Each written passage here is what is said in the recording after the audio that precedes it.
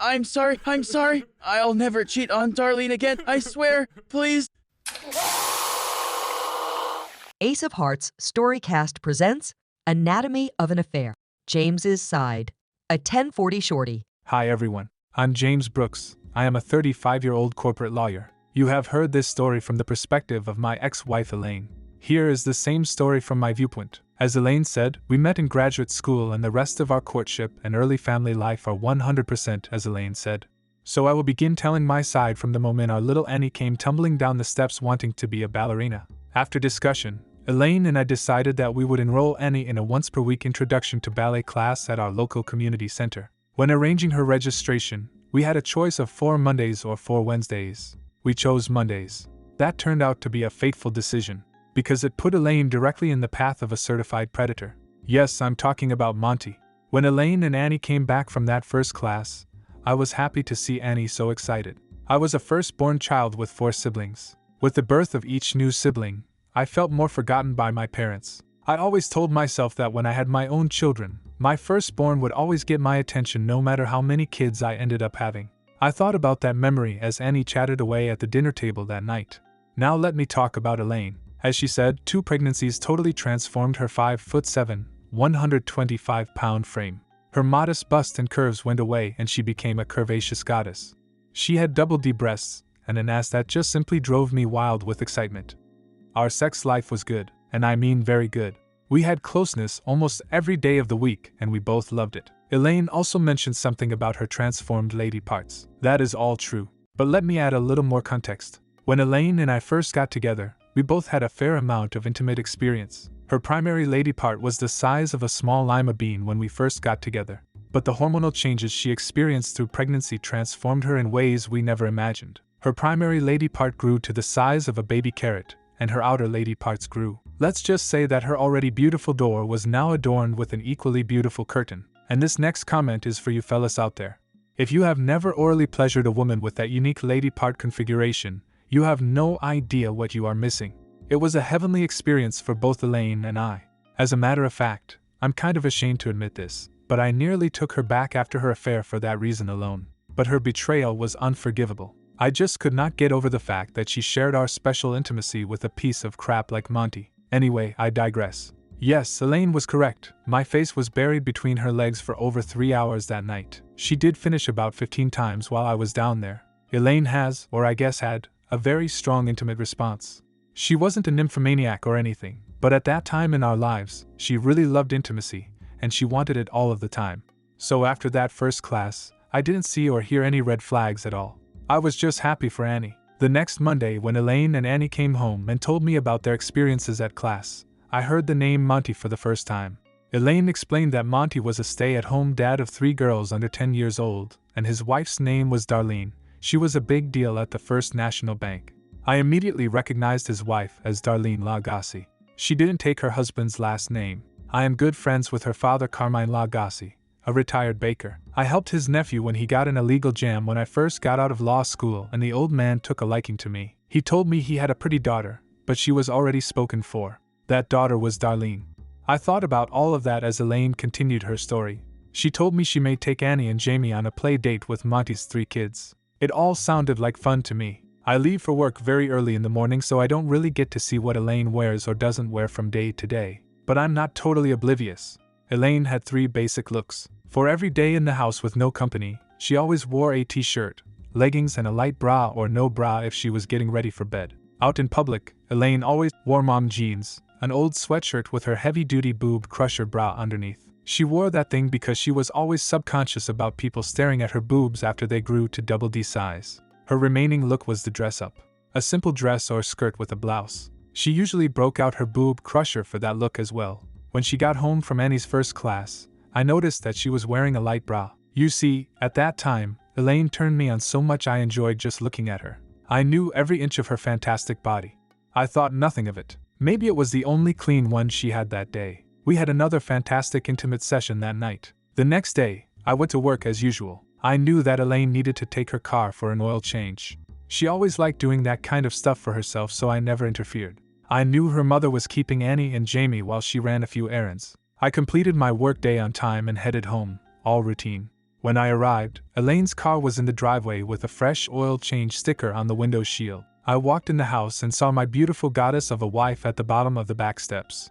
Annie and Jamie were both running full blast toward me to get their hugs. As we were eating dinner, Elaine's mom mentioned that she had trouble getting into the garage. I told her I'd run upstairs and get her the spare remote Elaine and I kept in our room.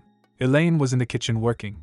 I ran upstairs and looked in our nightstand for the remote. Then I remembered that Elaine had complained that the opener built into her car was on the fritz. That inspired me to look in her purse for the opener, which was sitting on Elaine's dresser. I grabbed her purse and reached in to feel around for the remote. I felt something that was cold and very wet in the bottom of the purse. I lifted it out. It was a pair of Elaine's panties. She only wore one type, white Hanes Her-Way fullback briefs. She jokingly called them granny panties. She loved how comfortable they were. She had a few black pairs that she wore during her monthlies. But other than that, it was all white, all the time. I loved how they fit her. They hugged her curves beautifully. At first I thought maybe she needed a cloth to clean up a mess and had to use a pair out of the drawer. But then I noticed their scent. The scent was unmistakable. It was Elaine's arousal scent. Women give off a distinct scent when they are sexually aroused. Each woman's scent is a little different, but they all share one trait. They are all sweet and totally intoxicating, at least to a man.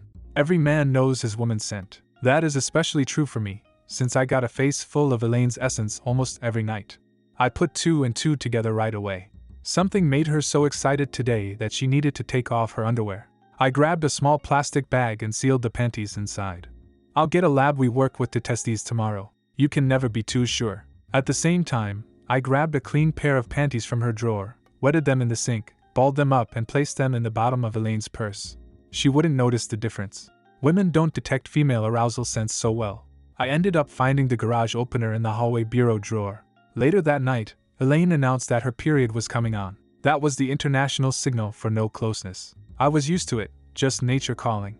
The next day, I dropped the bag with Elaine's panties to a client of mine who owns a medical lab. 3 days later, the report came back.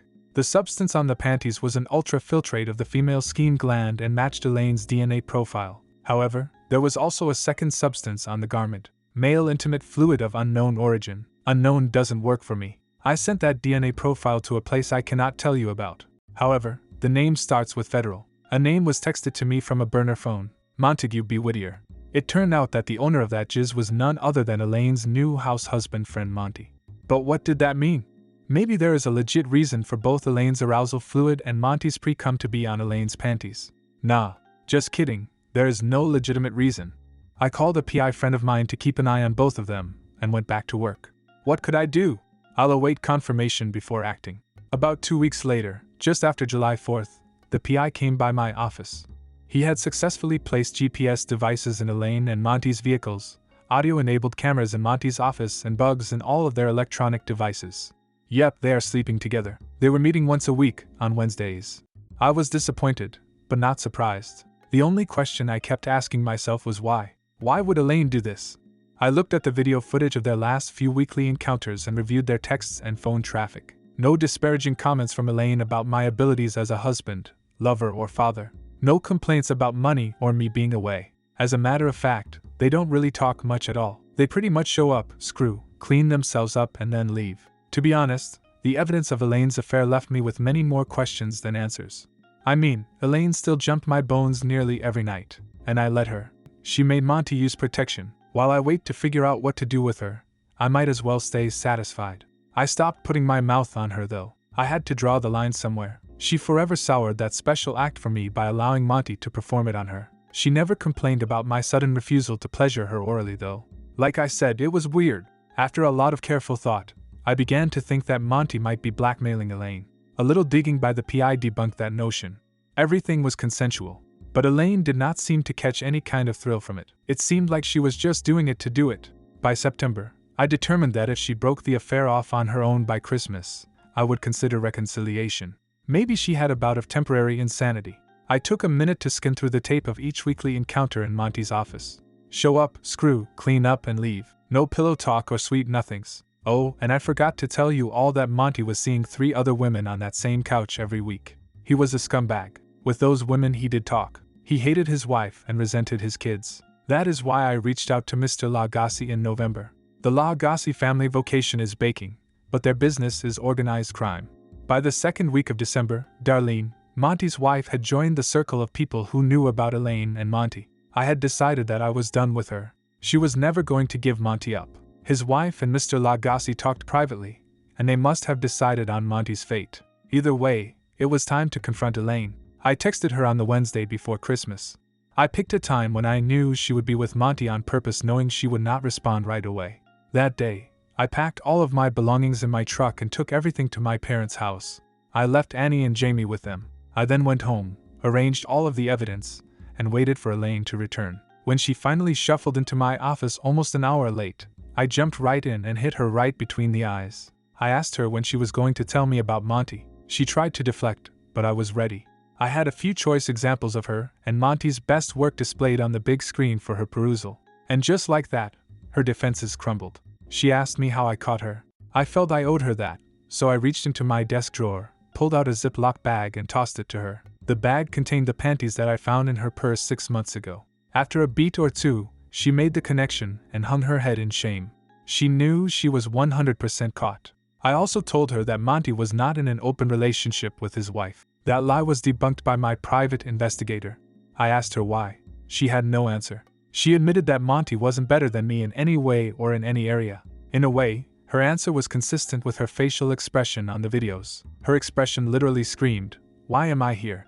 She knew that asshole didn't love her. She pleaded for another chance, but I was done. I was going to tell her that her Romeo had 3 other girlfriends he fucked on that couch every week. But I didn't want to rub it in. We were breaking up, no matter what. I laid out my divorce terms, gave her the papers for review and asked her for feedback within a few days. I then packed up and left the house. My parents had Annie and Jamie under their grandparents' spell, so I shot to the office to get some paperwork done for a client before heading to Mom and Dad's. We enjoyed a really peaceful evening. Annie asked about her mommy, but I promised her and Jamie that Mommy was okay and they would see her in a few days. They were okay with that. The next day, a Thursday, I went to work as normal and had a pretty laid-back day. As I was leaving the office at around 7 p.m., a black SUV pulled up to me in the parking garage. The driver's side window rolled down and a gruff voice said, "Please get in, counselor." I didn't ask any questions. I knew who it was. I got in. Good evening, James. The congenial old man said with a Christmas spirit in his voice. "Good evening, Mr. Lagasse." I cheerfully greeted him back. Let's go for a ride, son. The old man declared as he motioned for the driver to pull away. As we got underway, he spoke to me calmly. James, I want to sincerely thank you for being a friend to my daughter. That piece of shit has crossed her for the last time. No problem, sir, I replied sincerely. I'm just glad Darlene knows the truth now. I regret that your wife got caught up in his scheme. You know Darlene pays the rent on that god-forsaken office only for that clown to use it for his fuck nest. How are you holding up? It's a little rough right now, but the kids and I are fine. Things will get better soon, I said. That's the attitude, son. Mr. Lagasse stated as the car came to a stop. I had no idea where we were. I have something that I want you to see. Bruno will take you inside and then give you a ride back to your car. You'll have to excuse me. I have to finish Christmas shopping for my grandkids. Merry Christmas, son. He said as he shook my hand warmly. Just then, Bruno opened the door and I stepped out.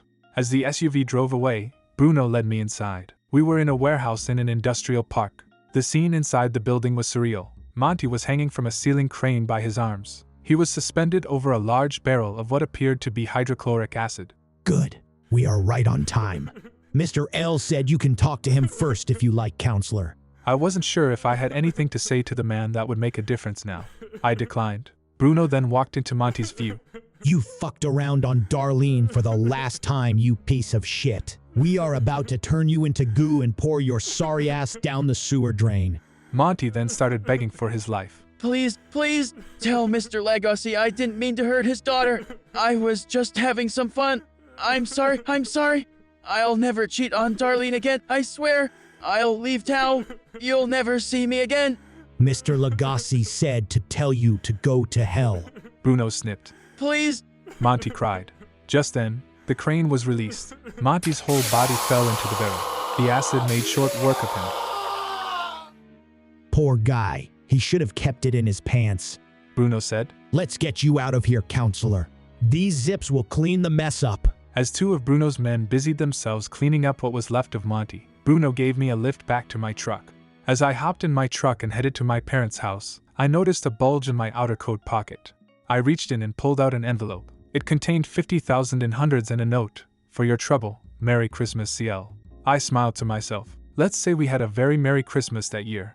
After Elaine and I's divorce was final, I bought a very nice house in the same neighborhood as the one Elaine and I shared. The kids love it, and it's near Elaine's apartment complex. They are too young to understand everything that is happening, but they know their mom and I love them very much even though we don't live together anymore. They have adjusted well. Darlene played the grieving wife role perfectly, and 2 years after Monty took his acid bath, she was able to get him declared dead. She married a nice guy from a few cities over and seems really happy now. Elaine is struggling to adjust to life as a single mother, but she is hanging on. She has dwindled down to 115 pounds and her breasts have shrunk down to their pre-pregnancy size. I think it's a combination of stress and guilt. I'm sure she has regrets. But just as Monty paid his price, she must pay hers as well. I met a really nice woman from my job and remarried 2 years after our divorce was final. She is sweet, curvy, and most importantly, my kids love her. She is also 100% loyal and dedicated. As Elaine said, Montys are everywhere. Beware. This is a cautionary tale. In my opinion, there are no happy endings in stories like this, only survivors. The end. We hope you enjoyed this short story presentation of Anatomy of an Affair. As always, please don't forget to like, subscribe, share, and follow Ace of Hearts Storycast.